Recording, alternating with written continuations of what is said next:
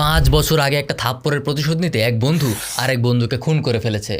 আর এই খবরের কমেন্ট সেকশনে গিয়ে আমি যেটা দেখলাম সেটা খুনের চেয়েও ভয়ঙ্কর। মানুষ কমেন্টে লিখতেছে ঠিকই তো করছে, প্রতিশোধই তো নিছে, আগেই মারা উচিত ছিল। এই মানুষগুলির প্রোফাইলও আমি ঘুরে দেখছি, অনেকেই বেশ ধার্মিক মনে হয়, ইনসাফ ভিত্তিক সমাজ চায়, ওসমান হাদির ভক্ত। কিন্তু একটা থাপ্পড়ের বদলে একটা মার্ডার কি ইনসাফ, নাকি এটা ন্যায় বিচার?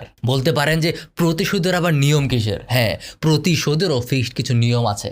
এরা তো ধার্মিক ব্যক্তি, তাই ধর্মীয় দিক থেকেই বোঝাই। সূরা মায়েদার ৪৫ নম্বর আয়াতটা পড়েন।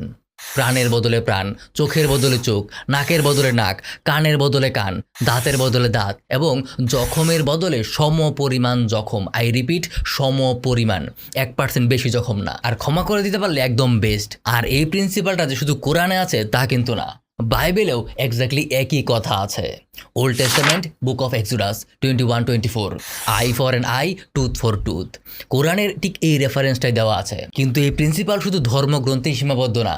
এরও আগে, আজ থেকে প্রায় 4000 বছর আগে, খ্রিস্টের জন্মেরও 1750 বছর আগে, পৃথিবীর সবথেকে পুরনো লিখিত আইন কোড অফ হাম্মারাবি, ব্যাবিলন মানে বর্তমান ইরাকের রাজা হাম্মুরাবি 282টা আইন একটা কালো পাথরের স্তম্ভে খোদাই করে রেখেছিলেন। সেই স্তম্ভ আজও প্যারিসের লুভর মিউজিয়ামে রাখা আছে। সেই আইনেরও আইন নাম্বার 196 লেখা আছে, যদি কেউ কারো চোখ নষ্ট করে তাহলে তার চোখ নষ্ট করতে হবে। আর আইন 200 নম্বরে আছে, যদি কেউ কারো দাঁত ভাঙে তাহলে তারও দাঁত ভাঙতে হবে। পিন্ট পয়েন্ট সমপরিমাণ হওয়ার কথা বলা আছে। আমার আশ্চর্য লাগে যে 4000 বছর আগের মানুষের মাঝে এই ন্যায্যতার ধারণা ছিল যে প্রতিশোধও সমপরিমাণ হতে হয়। আর আমরা 2026 সালে এসে থাপ্পড় বাড়ার বদলে মার্ডারকে জাস্টিফাই করি। আর একটা ঘটনা বলি, আমার এক স্কুল জীবনের বন্ধু আছে, তার এক্স গার্লফ্রেন্ড তার সাথে চিট করেছিল, খুব বাজেভাবেই চিট করেছিল। আর এখন সে কী করে জানেন? সে অন্য মেয়েদের সাথে রিলেশনশিপে যায় আর তারপর তাদের সাথে চিট করে এবং তাদেরকে ডাম্প করে দেয়, বলে যে আমি প্রতিশোধ নিচ্ছি। কিন্তু কার উপরে? যে মেয়েগুলির কোনো দোষই নাই তাদের উপরে, যারা তার সাথে কোনোদিন কোনো অন্যায় করেই নাই তাদের উপরে। এই হচ্ছে আমাদের সমাজের প্রতিশোধের ধারণা। ন্যায় বিচার চাওয়া আর ইনসাফ চাওয়া ব্যক্তিদের মাথায় ওটা ঢোকে না যে প্রতিশোধ শুধু তার উপরেই নেওয়া যায় যে তোমার সাথে অন্যায়টা করেছে, যে করে নাই তার উপর প্রতিশোধ না। আর প্রতিশোধটাও হতে হয় একদম প্রপোর্শনেট। হাতের বদলে হাত, চোখের বদলে চোখ, হাতের বদলে জান না, চোখের বদলে জান না, থাপ্পড়ের বদলে মার্ডার না।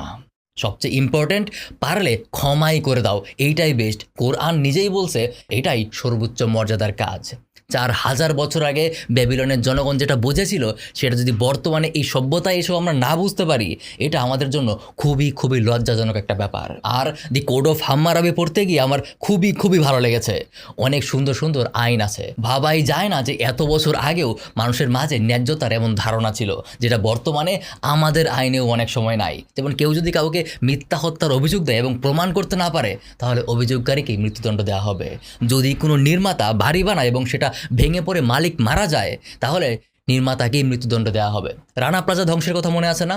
নির্মাতা এখনো বহাল তবিয়াতে আছে, কিন্তু হাম্মুরাবির আইনে সে কবে মৃত্যুদণ্ড পেত? ডাক্তারের ভুল চিকিৎসার কারণে রোগী মারা গেলে ডাক্তারের হাত কেটে নেওয়া হবে। এইটা নিয়ে একটা বিস্তারিত আর্টিকেল আমি পাবলিশ করেছি 282টা আইন নিয়েই। আমার ব্লগ সাইটে পেয়ে যাবেন, লিঙ্ক কমেন্টে দেওয়া থাকবে। আল্লাহ হাফেজ।